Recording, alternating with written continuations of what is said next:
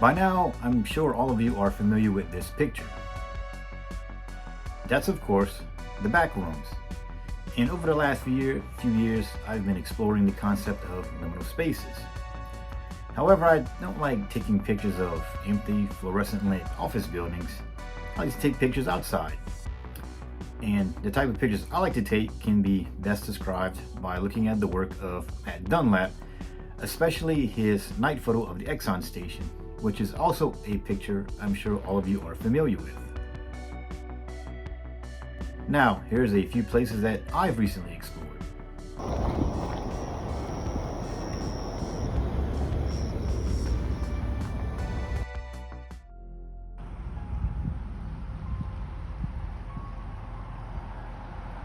There's a prominent family in my town that puts out these very elaborate yard decorations every holiday.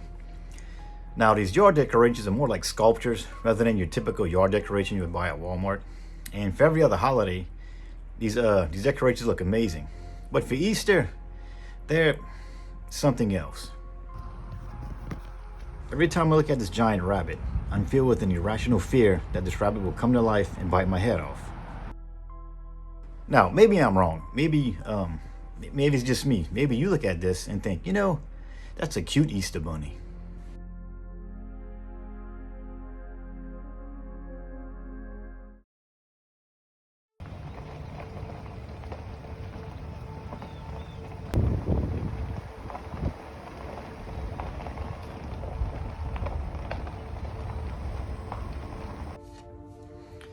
Since I became aware of the concept of liminal spaces, we're trying to find these spaces outside in nature. And today I want to talk about a great example of one, and that's the beginning section of the Mandalay Nature Trail. Now, I know what you're thinking. Nature trails and liminal spaces don't normally go together. Well, allow me to show you and explain. Because of its utilitarian design, the first part of the nature trail feels like a transitional space only created to function as a means of travel. The path is straight, unnatural, and appears as if it is an artificial nature trail masquerading as the real thing. It's like you entered an endless natural hallway with no end in sight. But eventually it does end, and you reach the covered bridge, and you're into a more natural trail that curves along the natural environment.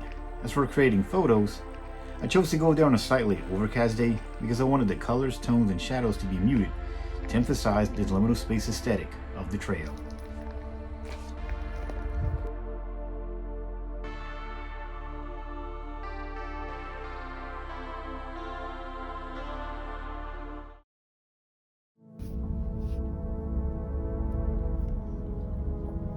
Today it's overcast outside, and I normally don't like taking pictures when it's overcast.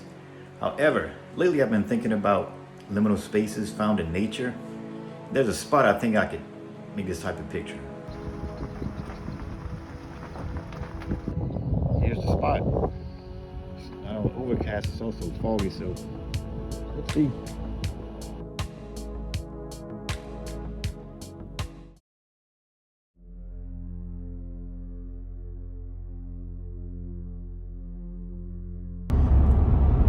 Today I want to take a picture of a space that's normally not photographed, and it's a pipeline. Now the way these mostly look here in South Louisiana is it's like a hallway cut through the swamp. I think I can take a pretty interesting photo of it.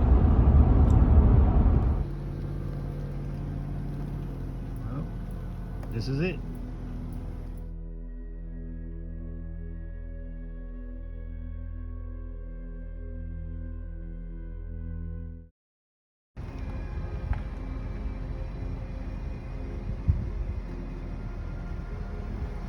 I'm behind the dirt cheap here in Houma, and I want to take a picture of that sea can that's painted like a school bus because I think it's a great example of a liminal space photo. It has all the elements. There's some space behind a store that's not very used space, and it's a not creepy but weird painting on a sea can behind the store. So I think it'll make a great liminal space photo. To add another layer of the liminal space photo, I'm going to take a picture with my film camera using 35mm black and white film. We'll see how that comes out. Also, I'm going to take it with my digital camera. We'll see which picture's more creepier. Well, the way the light's coming in, it's not much of a composition, but Like I said, it's a liminal space photo, so it'll be a creepy space. Let's see how the pictures look.